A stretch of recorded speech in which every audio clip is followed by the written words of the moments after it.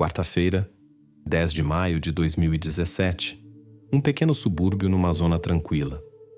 Às 15h30, terminou a última aula na escola municipal da Church Lane. James Walsh, de 16 anos, saiu do edifício pela entrada principal e seguiu o caminho habitual para casa. Da escola até a sua casa era um pouco mais de meio quilômetro em linha reta. James percorria este trajeto diariamente em exatamente 8 minutos. Chegava sempre exatamente à mesma hora, às 15h38. Mas naquele dia, algo correu mal. Às 15h42, uma câmara de vigilância de uma loja captou James pela última vez. Passou pela montra, virou a esquina e desapareceu. O estranho era que a câmara seguinte, instalada no cruzamento da Church Lane apenas a 100 metros da loja, já não registrou James. A câmara funcionava perfeitamente, o que uma verificação posterior confirmou. O que aconteceu nos 2 minutos em que James desapareceu do campo de visão da primeira câmara e não apareceu na segunda, tornou-se o enigma central deste caso. Por volta das 16h, a 50 metros da casa dos Walsh, a polícia encontrou o caderno de James. O caderno estava vazio, sem quaisquer anotações. A capa estava molhada. Às 15h50, tinha começado a chover ligeiramente. Isto significava que James não tinha chegado a casa e que o caderno não tinha caído imediatamente no asfalto. A mãe de James, Margaret Walsh, reagiu de forma estranhamente rápida ao desaparecimento. Apresentou a participação de desaparecimento na polícia às 16h05, apenas 23 minutos depois do seu filho ter sido captado pela última vez pela câmara da loja. Nestes casos, os pais normalmente esperam várias horas antes de entrarem em pânico. Por que razão Margaret não esperou? A vizinha, Mary Price, comunicou um detalhe importante à polícia. 10 minutos antes de o objeto de James ser encontrado, estava uma carrinha branca sem matrícula em frente à casa dos Walsh. Ninguém tinha reconhecido o condutor. A polícia começou com a pista mais óbvia, uma pessoa que tinha aparecido recentemente na zona. Era Daniel Burke, um ex-recluso que se tinha estabelecido nos arredores da pequena cidade depois da sua libertação da prisão. Trabalhava como operário ocasional, reparava casas e usava frequentemente uma carrinha branca velha, quase idêntica à que a vizinha tinha visto. Daniel rapidamente atraiu a atenção das autoridades. Os investigadores seguiram também uma segunda teoria. Ao volante da carrinha branca podia estar um condutor desconhecido que não tinha ligação com Burke. Contudo, ainda não havia testemunhas que pudessem confirmar ou refutar esta teoria. A carrinha de Daniel Burke foi encontrada pela polícia perto do seu alojamento provisório num parque de campismo abandonado nos arredores da cidade. Com base num mandado de busca oficial, a polícia confiscou e examinou minuciosamente o veículo. No interior encontravam-se uma corda militar e um par de luvas de trabalho. A corda despertou suspeitas, mas ainda não havia provas diretas contra Burke. Na tarde do mesmo dia, a polícia recebeu uma gravação de vídeo do estacionamento de um supermercado. As imagens mostravam a carrinha branca de Burke que lá estava às 15h40. O estacionamento situava-se a 2 quilômetros da Church Lane. No momento em que James desapareceu da sua rota, a carrinha de Burke fisicamente não podia estar perto da casa dos Walsh. Isto inocentou parcialmente o ex-recluso, mas ainda não lhe forneceu um álibi completo. A investigação estagnou. O caso tomou uma viragem inesperada e ambígua. 2 dias após o desaparecimento de James Walsh, a polícia ainda não tinha clareza no caso. A atenção dos investigadores dirigiu-se para a pessoa de Daniel Burke, o ex-recluso que se tinha estabelecido recentemente na zona e tinha caído imediatamente sob suspeita. Apesar do seu álibi confirmado, a polícia decidiu examinar mais detalhadamente a sua biografia e verificar cada detalhe da sua vida antes de o eliminar definitivamente da lista de suspeitos.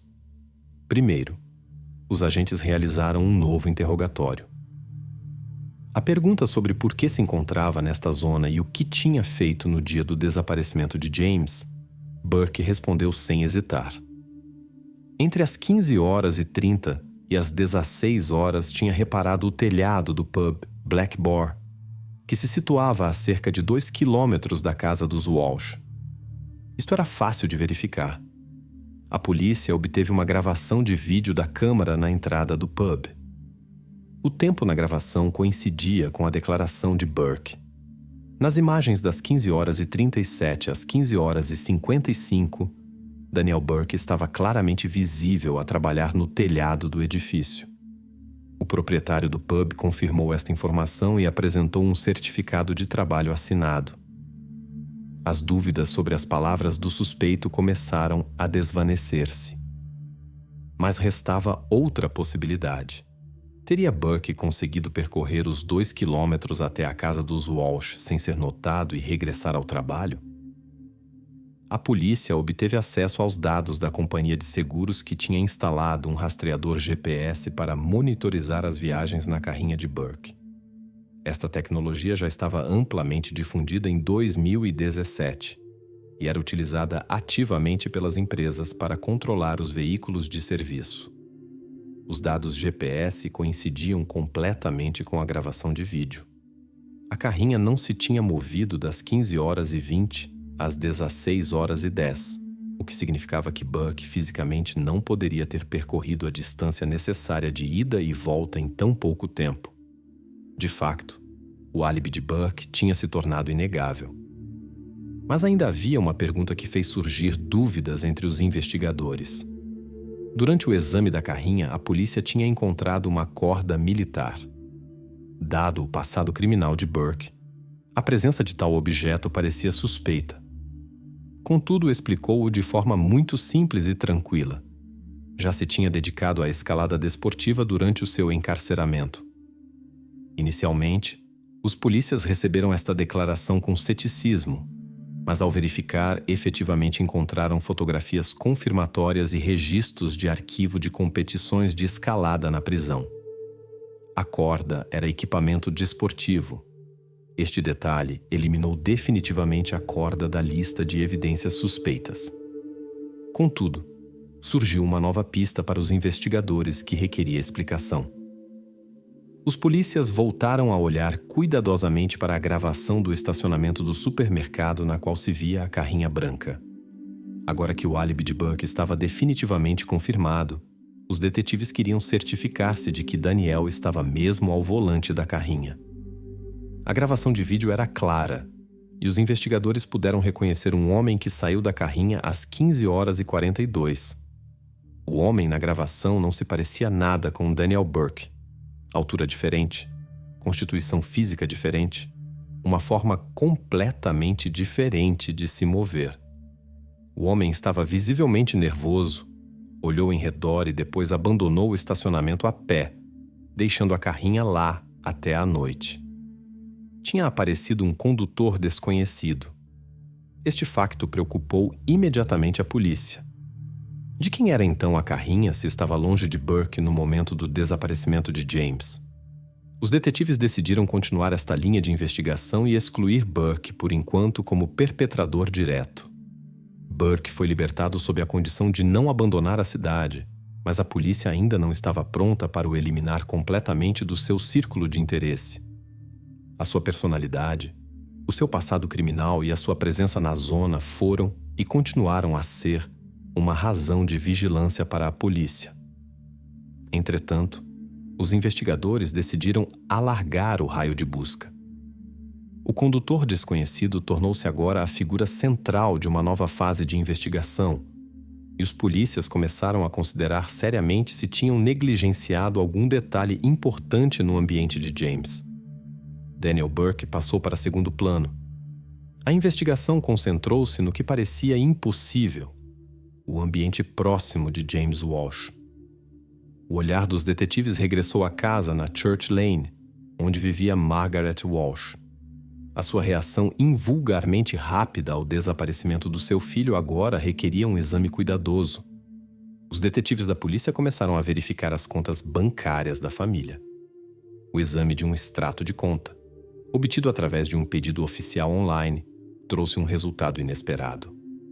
Em janeiro do mesmo ano, Margaret tinha transferido uma quantia bastante alta, cerca de 4.800 libras, para a conta de uma empresa de construção privada que se dedicava a pequenas reparações em espaços residenciais. Para uma família de rendimentos modestos, esta quantia era considerável. Não havia menções anteriores de tal renovação na casa dos Walsh. Isto despertou a desconfiança dos investigadores e a necessidade de interrogar o empreiteiro. Ao mesmo tempo, os polícias falaram com o padre da igreja local de São Patrício, que a família visitava regularmente aos domingos. Veio à luz outro detalhe estranho. Um mês antes do desaparecimento de James, Margaret Walsh tinha-lhe pedido as chaves do armazém da igreja. Alegava que precisava delas para fins beneficentes, mas a igreja não recebeu relatórios de tais eventos ou doações da família. As chaves foram devolvidas após alguns dias, mas o padre não notou qualquer atividade no armazém. O propósito para o qual as chaves foram emprestadas permaneceu desconhecido.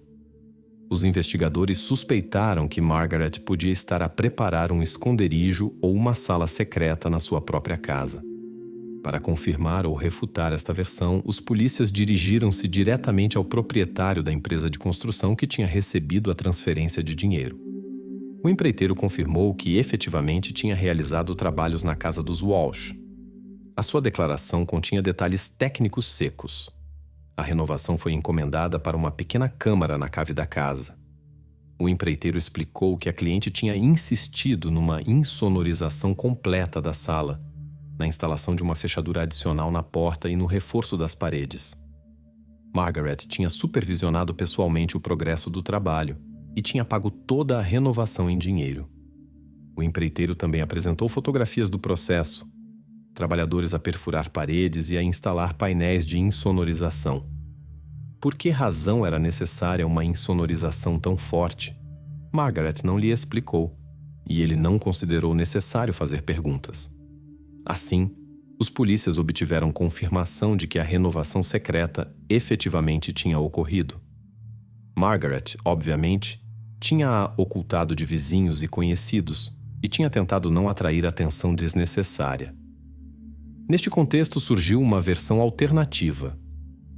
Um dos investigadores expressou a hipótese de que James podia ter desaparecido conscientemente a pedido da sua mãe. A razão para tal cenário podiam ter sido as dívidas da família, procedimentos judiciais e disputas patrimoniais após o divórcio de Margaret e do seu ex-marido, o pai de James.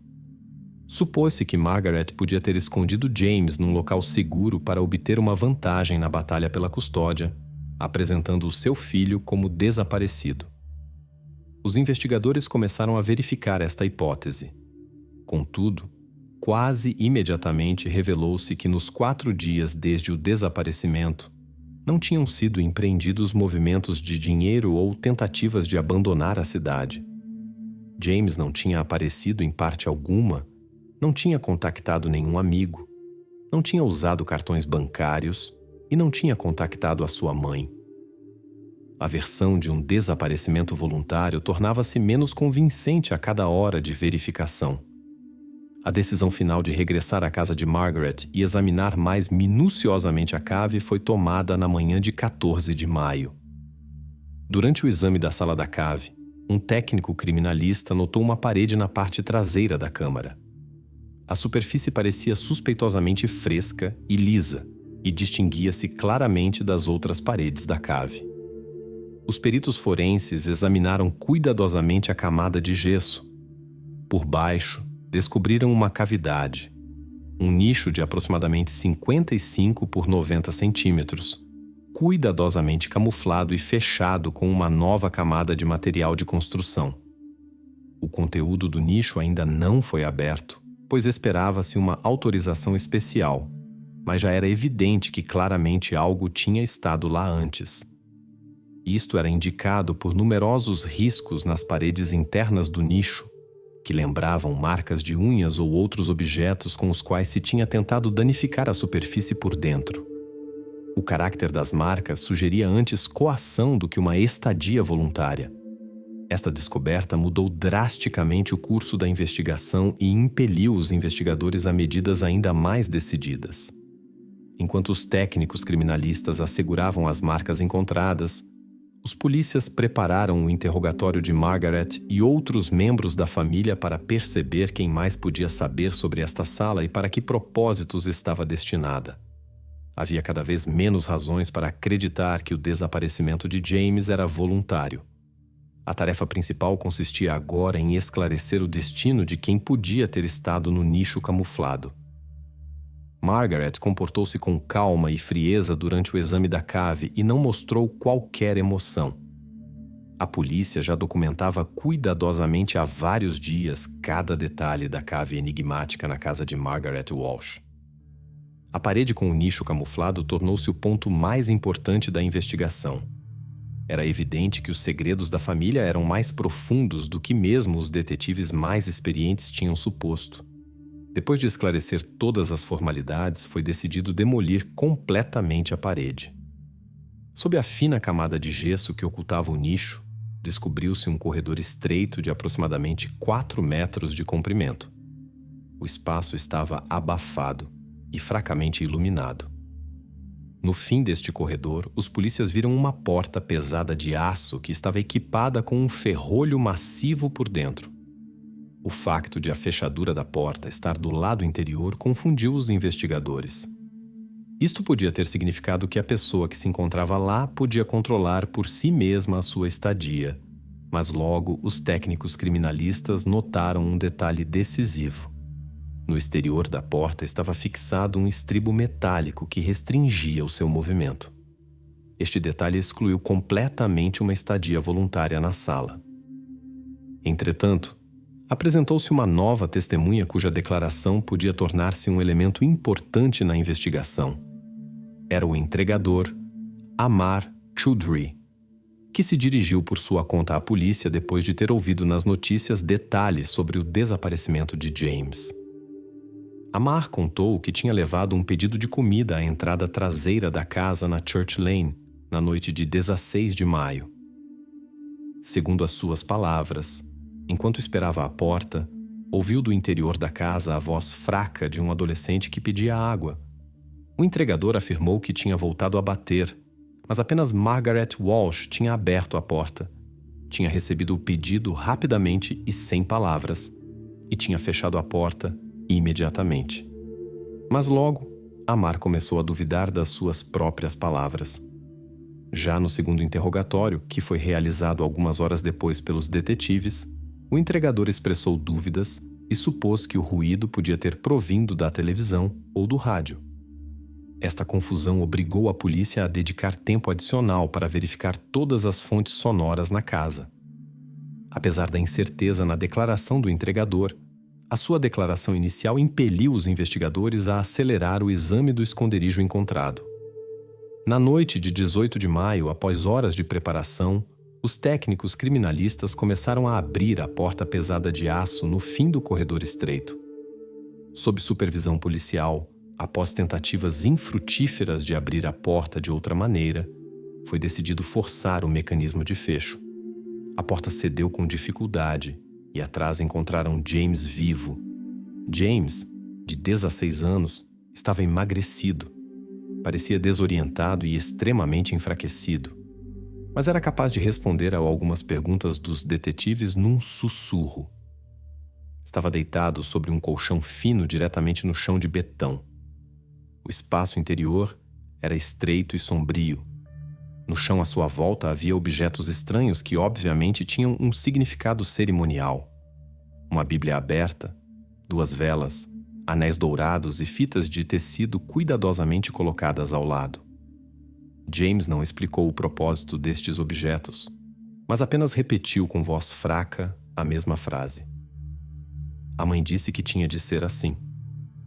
Apesar do esgotamento óbvio e dos sinais de uma longa estadia em isolamento completo, James estava vivo e não se encontrava em perigo imediato. Foi rapidamente entregue aos médicos que esperavam perto. Entretanto, A polícia começou a documentar e examinar cuidadosamente todo o conteúdo da sala.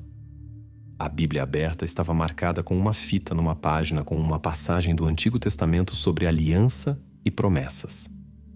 As velas estavam consumidas até meio, o que indicava o seu uso durante vários dias. Os anéis pareciam novos e não usados, mas a sua presença sugeria algo mais complexo do que um simples sequestro. Os polícias suspeitaram que os objetos encontrados podiam indicar um ritual ou uma cerimônia que devia ter lugar, mas que não foi completada até ao fim. A investigação teve de mudar de direção neste momento. O sequestro óbvio do adolescente e o seu estado físico não deixaram dúvidas de que as ações de Margaret eram claramente ilegais. Margaret Walsh foi imediatamente detida para interrogatório posterior. Neste tempo, os vizinhos da casa na Church Lane começaram a falar ativamente com os polícias e a confirmar que tinham notado um comportamento estranho da família Walsh nos últimos meses.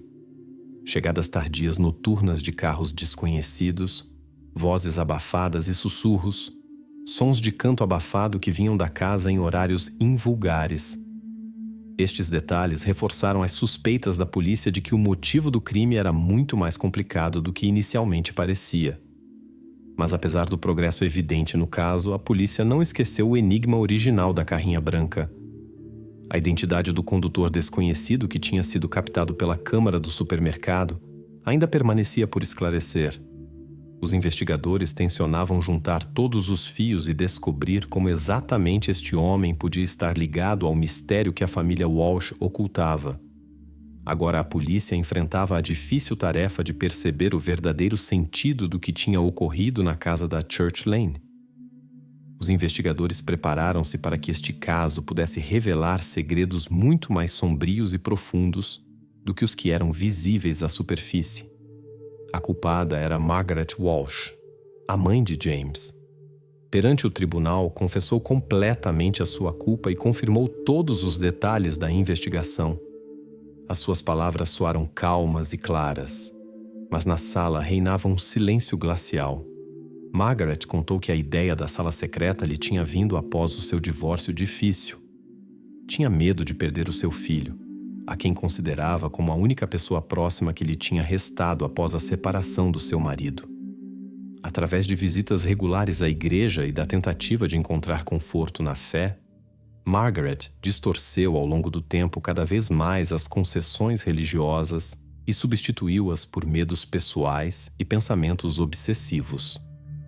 A certa altura, acreditou que a única maneira de manter o seu filho para sempre consigo era realizar uma cerimônia especial que ela própria tinha inventado e anotado no seu diário.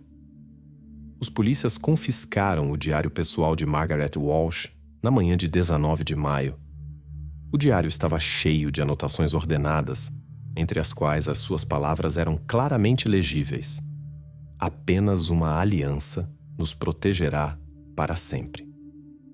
Esta frase estava sublinhada várias vezes.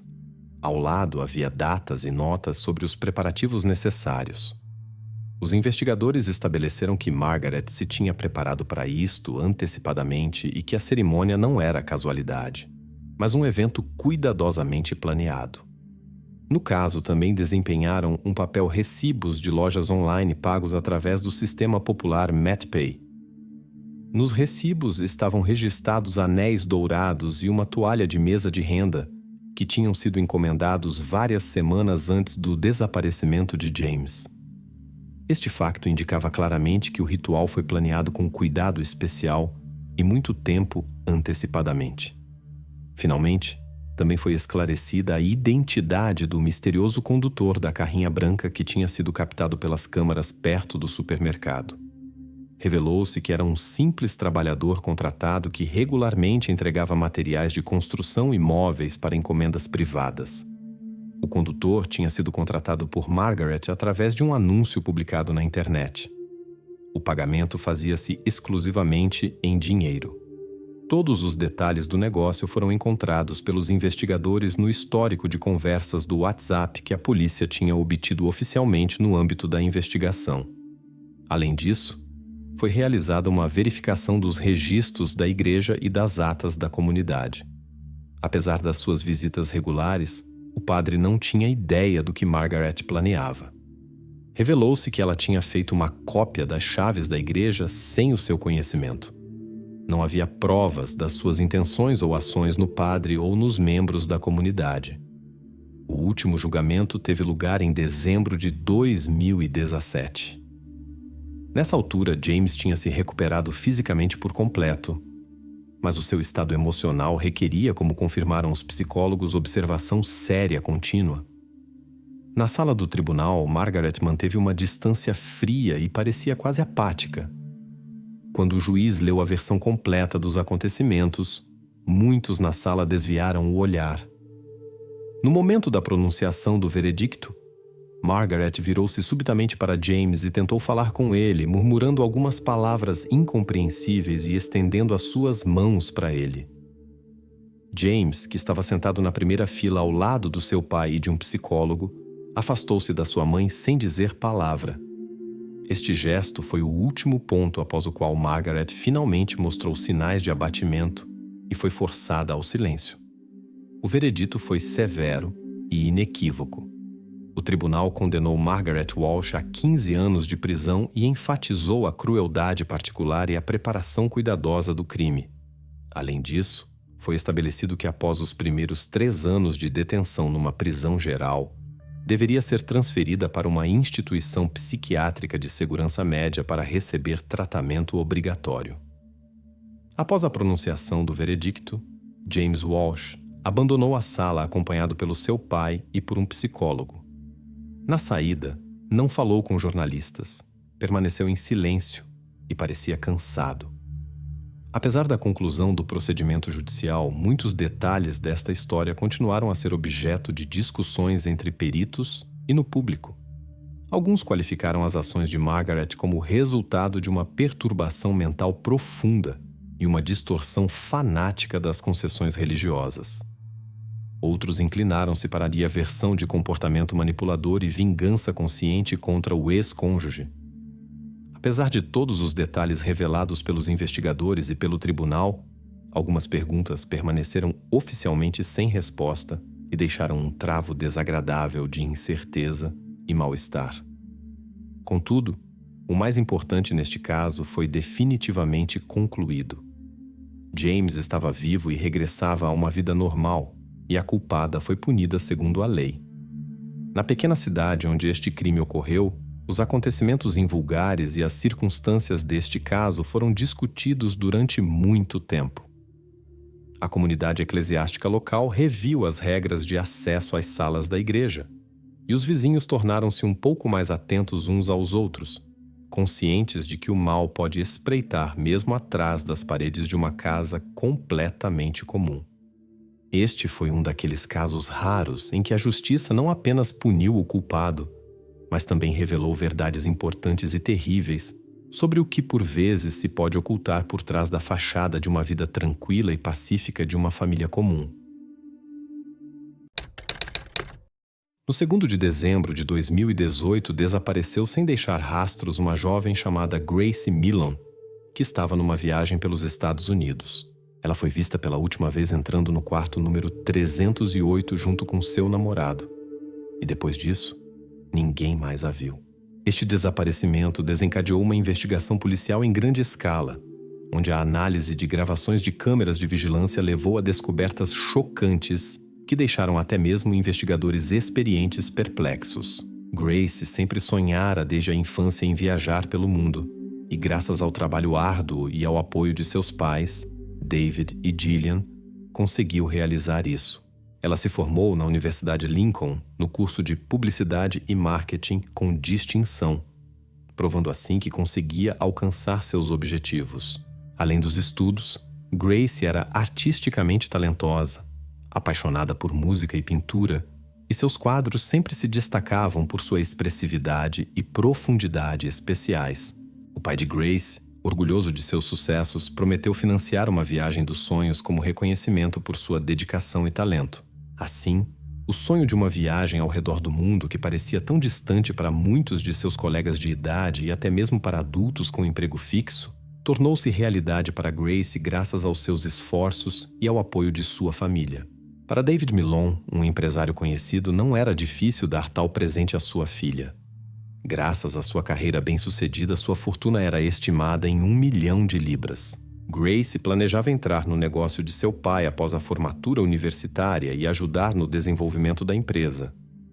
Mas antes de mergulhar no mundo dos negócios e na vida adulta, ela queria realizar seu sonho, fazer uma viagem ao redor do mundo. E esse momento havia chegado. Ela decidiu começar sua aventura na América do Sul e escolheu o Peru. Grace compartilhava cada passo de sua viagem nas redes sociais, começando com um vídeo do aeroporto de Heathrow, em Londres, no qual anunciava sua partida para o Peru. Assim que Grace chegou a Lima, imediatamente tirou várias fotos em frente a pontos turísticos famosos, junto com outros viajantes de todo o mundo. No Peru, ela passou 1 mês e meio. Conseguiu ver Machu Picchu, a misteriosa cidade dos Incas, o lago Titicaca e o Canyon de Colca, que impressiona com sua profundidade e beleza e é considerado um dos canyons mais profundos do mundo. No final de novembro de 2018, ela postou nas redes sociais uma foto que tirou com a câmera do celular no aeroporto da capital peruana com a legenda "Tchau, Peru". Com isso, sinalizava que seu próximo destino era a Nova Zelândia, onde queria passar 10 dias para desfrutar da beleza desses lugares. De uma captura de tela nas redes sociais consta que o primeiro lugar impressionante que Grace visitou na Nova Zelândia foi o Cabo Ringo. Este cabo fica na península de Bay e é o ponto mais ao norte do país. Este lugar é conhecido por suas vistas maravilhosas e seu clima ameno, que atrai multidões de turistas. No dia seguinte à publicação, no dia 30 de novembro, Grace chegou a Auckland, a maior cidade da Nova Zelândia. Ela decidiu celebrar seu aniversário ali, que caía no dia 2 de dezembro. Neste momento, Grace Milon completava 22 anos. Ela se hospedou no hotel City Live e ocupou um dos quartos aconchegantes. Após uma breve pausa de sua rotina diária, Grace decidiu dar um passeio. Ela mantinha contato telefônico diário com sua família, mas na véspera de seu aniversário, no 1º de dezembro, decidiu não incomodar seus pais e esperava as felicitações no dia seguinte. De fato, David, seu pai, tentou na manhã do dia 2 de dezembro alcançar sua filha para expressar seus sentimentos calorosos e felicitações. Mas as tentativas de contatar Grace falharam. O telefone apenas dava sinal de chamada. David não desistiu das tentativas e experimentou números diferentes, já que Grace tinha 2 cartões SIM, mas cada tentativa terminava igual, sem resposta. A preocupação de David e sua esposa Gillian cresceu. E já no dia seguinte, eles se dirigiram ao departamento de polícia de Auckland. David viajou imediatamente para a Nova Zelândia, onde conseguiu organizar uma coletiva de imprensa com a mídia local e a polícia. Na coletiva de imprensa, ele se dirigiu ao público. Quero aproveitar esta oportunidade e pedir a todos que viram minha filha ou falaram com ela recentemente que se manifestem. Por favor, entrem em contato comigo ou com a equipe de investigadores que está procurando Grace. No curso das investigações sobre o desaparecimento de Grace Milon, a polícia examinou cuidadosamente o material de vídeo, tanto do sistema de vigilância do hotel quanto das câmeras das ruas nos arredores. É importante enfatizar que a videovigilância urbana está num nível bastante alto. A avaliação das gravações de vídeo permitiu aos investigadores rastrear o caminho de Grace naquele dia fatídico, o 1º de dezembro. Da análise da gravação de vídeo no lobby do hotel, ficou claro que Grace deixou o hotel às 17h37. Graças às câmeras na rua, foi determinado que ela foi ao complexo Sky City, que fica a cerca de 400 metros de distância. Sky City é um grande complexo que inclui não apenas um hotel, mas também um restaurante e um cassino. Naquela noite, ela se encontrou em frente ao hotel de Grace com alguém que não conhecia antes. Por volta das 17h47, eles entraram juntos num bar e foram ao balcão para pedir bebidas. Depois se sentaram numa mesa. Após 1h25, eles deixaram o bar e 6 minutos depois já estavam sentados num café com culinária mexicana. Lá não ficaram muito tempo e após 20 minutos foram para outro bar, o Blue Stone Room, que ficava por perto. Lá escolheram uma mesa e o homem foi ao banheiro logo depois. Grace enviou uma mensagem para um amigo na Inglaterra, na qual escreveu que estava gostando da noite. Quando o homem voltou, eles continuaram conversando. Às 21 horas eles deixaram o bar. Foram abraçados para o hotel e pareciam não estar muito firmes nas pernas. No hotel, subiram para o 3º andar. Na manhã do dia 2 de dezembro, as câmeras de vigilância mostraram o jovem apenas de camiseta que possivelmente queria buscar coisas esquecidas ou café da manhã. Grace não estava com ele, o que levou a especulações sobre como tinha sido a noite deles. Talvez ele só quisesse comprar cigarros, mas o vídeo das câmeras mostra como ele entra num supermercado e vai para mercadorias que normalmente não se compram ao amanhecer, a menos que se planeje uma viagem urgente. Sua atenção estava voltada para as bolsas de viagem e ele escolheu uma das maiores. Depois foi ao caixa para pagar sua compra. 10 minutos depois ele voltou ao seu quarto e 15 minutos depois, às 8h32, desceu no elevador para o térreo, já sem a bolsa. 3 minutos depois ele entrou numa outra loja e pagou sua compra ele mesmo no caixa. Desta vez pareciam ser produtos de limpeza, e ele voltou novamente ao quarto. Depois de deixar o quarto, desceu no elevador para o térreo e entrou num carro. Era um táxi que havia pedido com antecedência. Mais tarde soube-se que o homem, segundo o depoimento do motorista, foi deixado numa locadora de carros. A viagem de táxi também foi gravada por câmeras. No vídeo pode-se ver que o homem estava constrangido. Algo parecia visivelmente incomodá-lo. Às 9h40, ele alugou um carro e voltou ao hotel da Heidi Life. Aproximadamente 4 horas após seu retorno ao quarto de Grace, ele o deixou. O horário era 14h53. Poder-se-ia pensar que ele havia feito algo terrível com Grace e planejava levá-la embora, mas em vez disso, ele foi ao bar mais próximo, onde conheceu outra garota. Eles beberam juntos, depois o homem pagou e eles deixaram o bar juntos. O relógio marcava 15h57. Mais 4 horas depois, ele voltou ao Hotel City Life e subiu para o quarto. Mas apenas alguns minutos depois, ele deixou o hotel novamente. Desta vez, ele foi capturado pelas câmeras escolhendo uma máquina de limpeza de tapetes numa outra loja. Depois, voltou para o hotel. Mais tarde, por volta das 21 horas, foi visto empurrando um carrinho com 2 malas, levando-as no elevador para o térreo e depois carregando-as no porta-malas do carro alugado. No dia 3 de dezembro, de madrugada, as câmeras mostraram como ele compra uma pá numa loja. Sua próxima visita foi a uma lavanderia para onde levou suas roupas. Às 0h09, ele mesmo lava seu carro numa lavagem de carros. No dia 5 de dezembro de 2018, foi preso o local de 26 anos Jesse Simpson. No curso das investigações, descobriu-se que Jesse havia conhecido Grace pelo Tinder e marcado um encontro. Ele declarou que havia passado a noite do 1º para o 2º de dezembro com ela, mas deixou o quarto dela de madrugada e não a viu mais depois disso.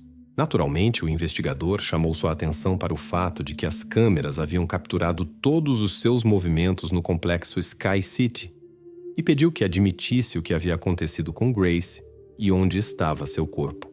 Após uma breve pausa, Jesse disse que havia contado tudo o que sabia e não entendia as acusações. O investigador deu-lhe tempo para pensar e foi com seus colegas para outra investigação do quarto de Grace. A primeira investigação não havia revelado nada suspeito. Desta vez, eles decidiram usar um meio especial que revela vestígios de sangue, mesmo quando se tentou removê-los. Naquela noite, Jesse foi interrogado novamente, quando foi questionado sobre os vestígios que haviam sido encontrados no quarto. A luz da substância química revelou pegadas escondidas de pés descalços no tapete, que foram fotografadas. As evidências contra ele tornaram-se cada vez mais esmagadoras. Em resposta às acusações, ele começou a contar sobre aquela noite, o 1º de dezembro. Após o passeio, ele e Grace teriam ido para o quarto dela, onde ela teria sugerido experimentar algo novo, inspirado em 50 tons de cinza, ao que ele, embora nunca tivesse feito isso antes, concordou.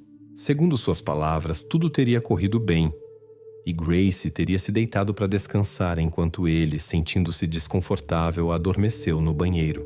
Quando acordou de manhã, Teria encontrado Grace imóvel e, por medo, decidiu apagar os vestígios sem chamar a polícia. Mas a polícia encontrou contradições em seus depoimentos. Conversas de chat indicavam que ele possivelmente havia planejado algo com antecedência, sem escolher uma pessoa específica, mas sim almejando o ato em si.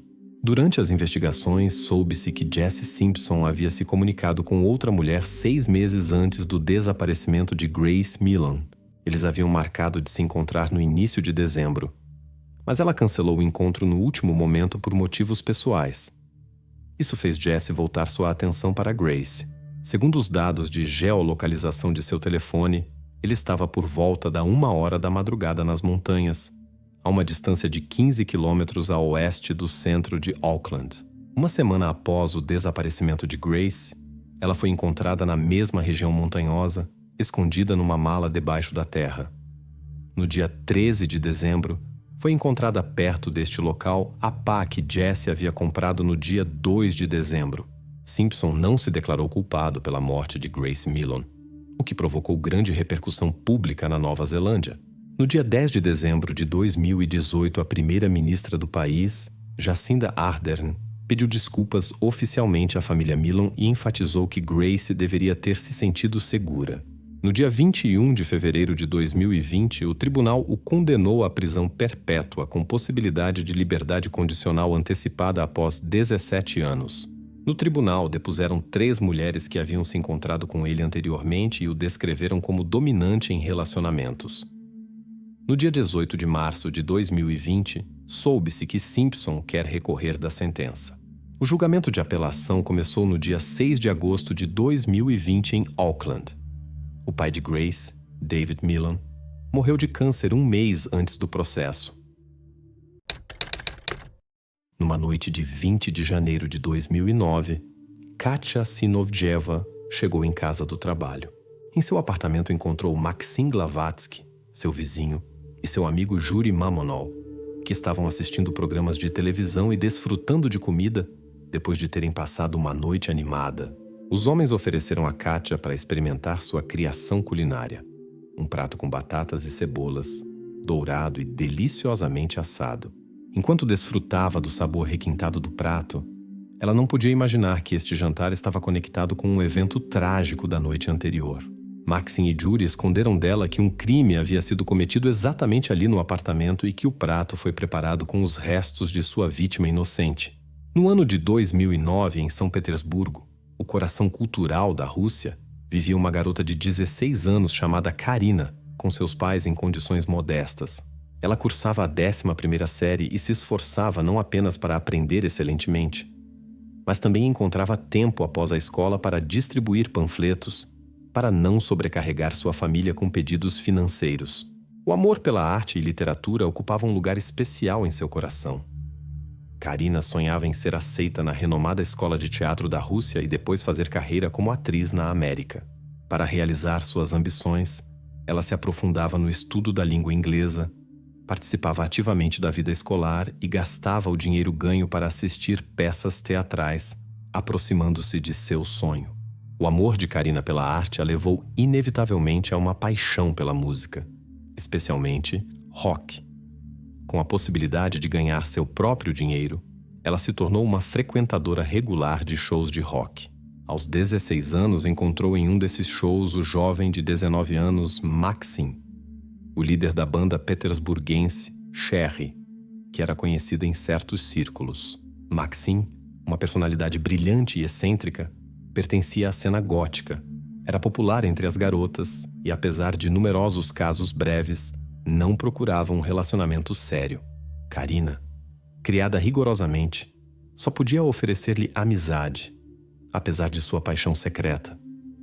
Ela se inspirava em Maxim, escrevia poemas para ele, tentava imitar seu estilo e o considerava seu amigo.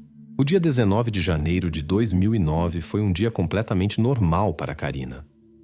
De manhã foi para a escola, depois voltou para casa para comer algo e então foi trabalhar com uma amiga.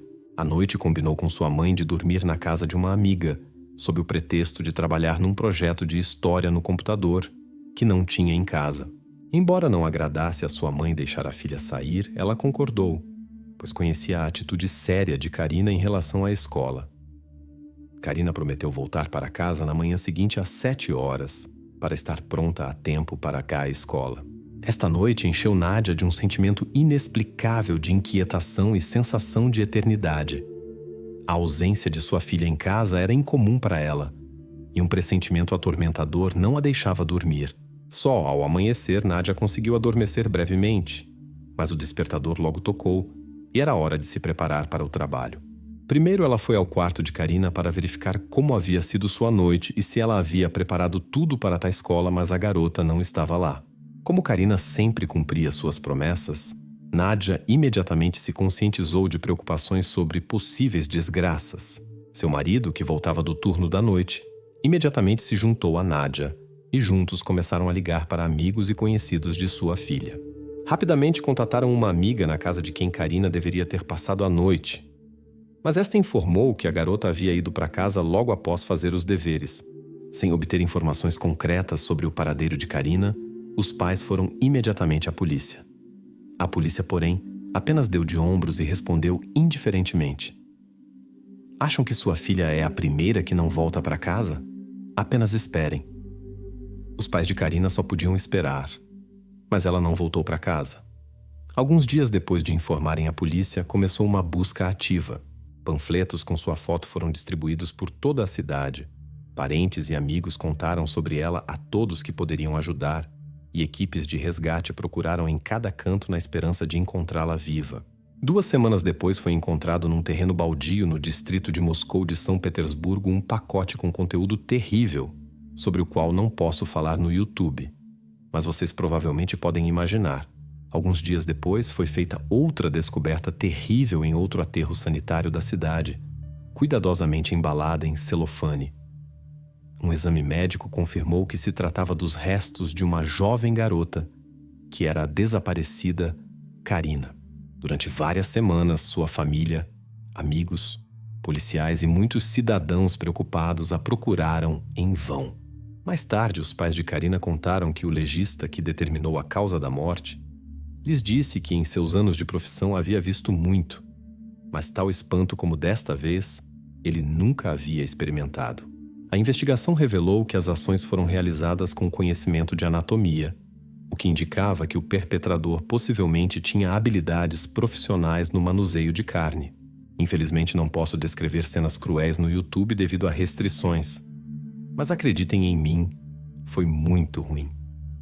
O interesse dos investigadores foi especialmente despertado pela ausência de algumas partes no pacote encontrado. As principais questões giravam em torno de onde essas partes poderiam ter desaparecido e quais poderiam ter sido os motivos para sua remoção.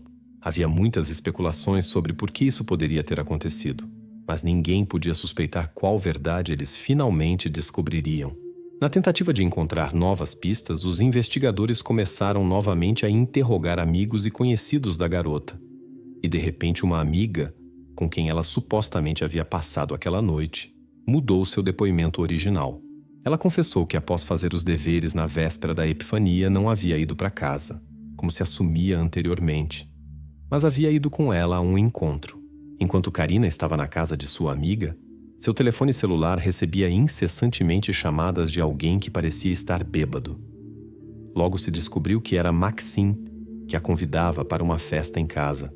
Apesar da relutância de sua amiga em ir lá devido a diferentes opiniões com o grupo, Karina, considerando o afeto que os Glavatsky lhe demonstravam, decidiu se juntar ao evento para apoiar sua amiga. Uma participante da festa contou depois que, após o consentimento de Karina, Maxim anunciou alegremente: "A carne chegará em breve", sem perceber a seriedade de suas palavras naquele momento. Ao chegarem ao apartamento, onde a festa já estava em pleno andamento, as garotas também se juntaram ao banquete.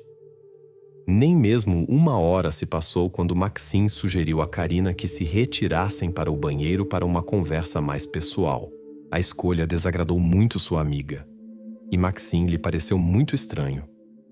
Ela tentou convencer Karina a voltar para casa, mas esta não deu atenção aos seus avisos e seguiu Maxim. Ficando sozinha, a amiga decidiu deixar a festa. Durante o interrogatório pelos investigadores, ela depois teve dificuldade para explicar por que não havia compartilhado essa informação antes. Naquela noite, quando Karina estava ocupada, uma de suas amigas que também estava lá atendeu uma ligação de Maxim. A amiga prometeu que Karina ligaria de volta mais tarde, mas Maxim ameaçou, dizendo que a encontraria e acertaria as contas com ela.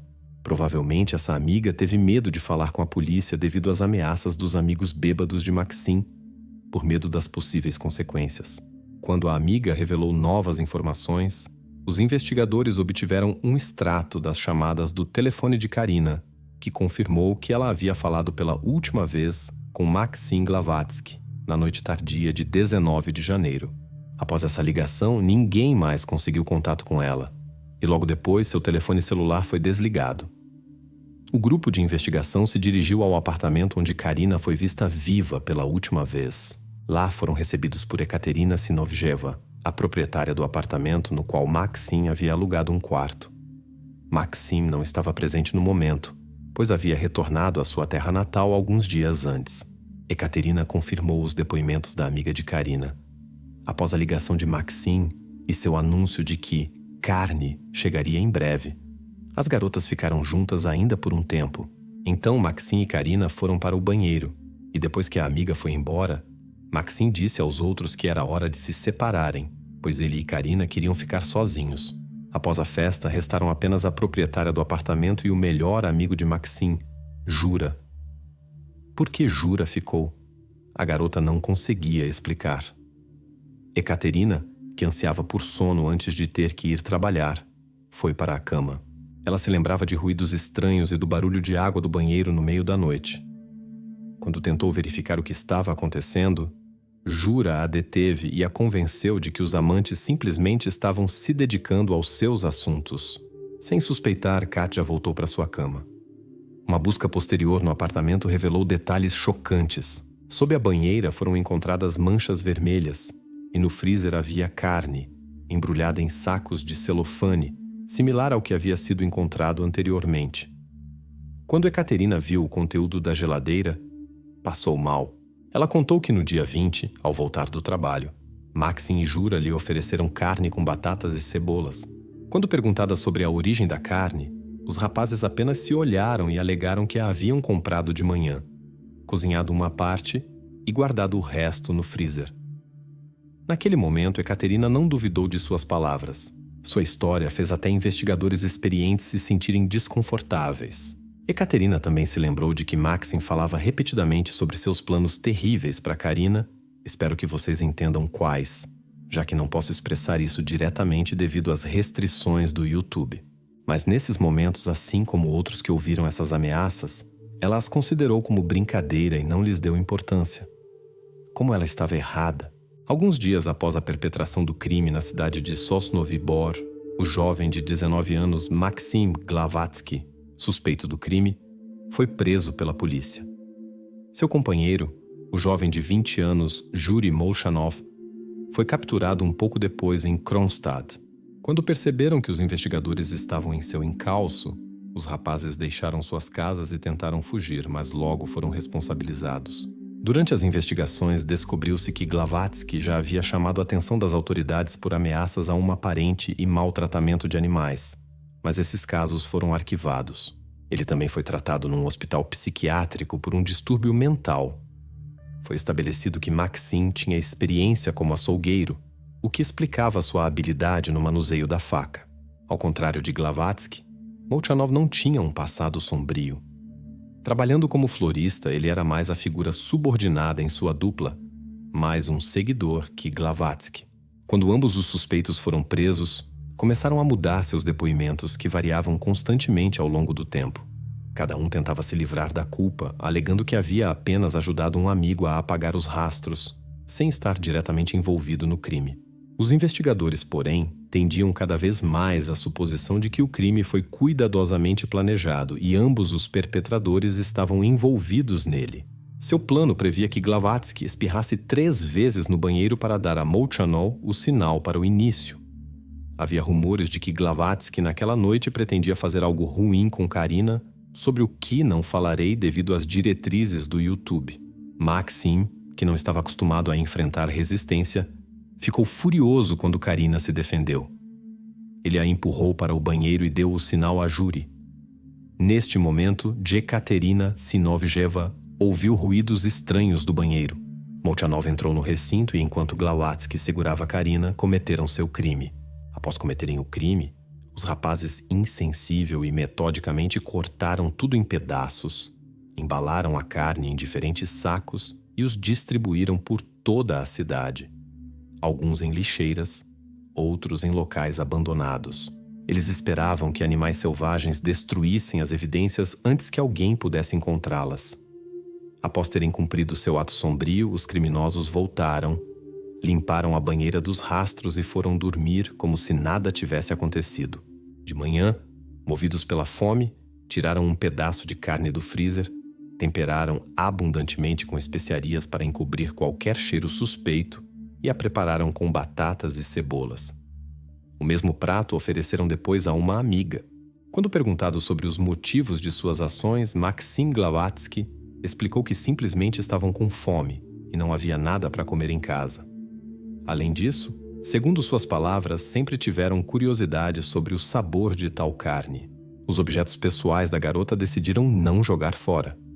Alguns usaram eles mesmos, o resto venderam a conhecidos. No processo judicial em maio de 2010, Juri Mamonov e Maxim Glavatsky foram condenados como réus. Ambos foram considerados culpados pelo crime e condenados a 18 e 19 anos de prisão, respectivamente.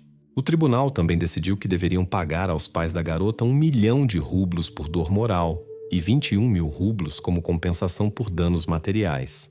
Os parentes da vítima ficaram insatisfeitos com a sentença e acharam que os perpetradores mereciam prisão perpétua.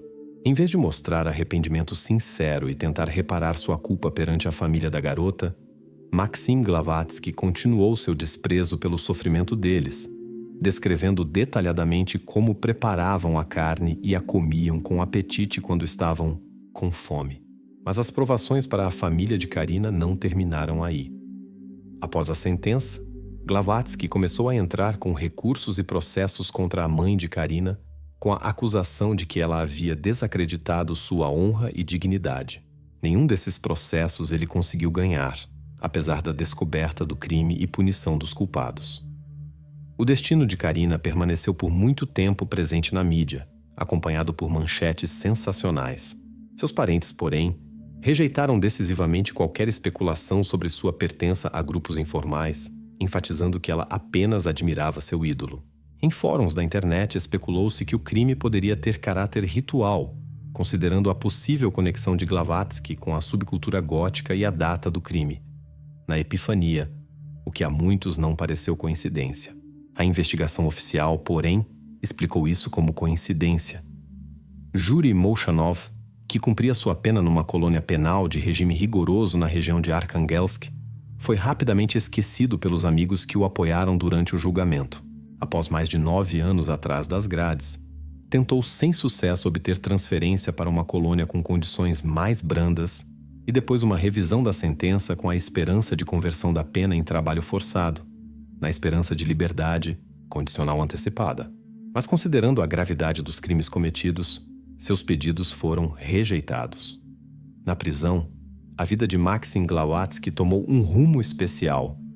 Ele fundou uma banda de rock que fazia covers de hits conhecidos em celebrações. Vídeos de suas apresentações nas redes sociais mostravam que a administração da prisão apoiava seu hobby, e fãs da antiga banda Cherry continuavam a se lembrar dele enviando cartas e pacotes como apoio. Na prisão, Maxim também se casou com Diana, uma garota que já era sua fã antes de sua prisão, e o apoiava ativamente. Na noite de 24 para 25 de março, Maxim deixou a vida, deixando uma carta de despedida sobre renascimento. Mas amigos e parentes se recusaram a acreditar que ele havia partido voluntariamente, já que sonhava com uma libertação próxima. Em memória de Glavatsky, Tatiana Bachenova dirigiu em 2018 o documentário O Caso Cherry, que despertou dúvidas sobre a versão oficial dos eventos. Nos 2 anos seguintes aconteceu em Moscou o Cherry Fest, que atraiu fãs da subcultura gótica e jovens músicos de rock. Maxim Glavatsky e seu cúmplice Juri Mamonov causaram danos imensuráveis a muitos destinos, incluindo a família de Karina. Sua mãe não conseguiu superar a perda por muito tempo e passou 3 meses em tratamento de neuroses, o que, porém, não lhe trouxe alívio essencial. Embora o tribunal tenha proferido uma sentença, muitos a consideraram muito branda. Mas existe a crença na presença de um julgamento divino, no qual cada criminoso recebe o que merece.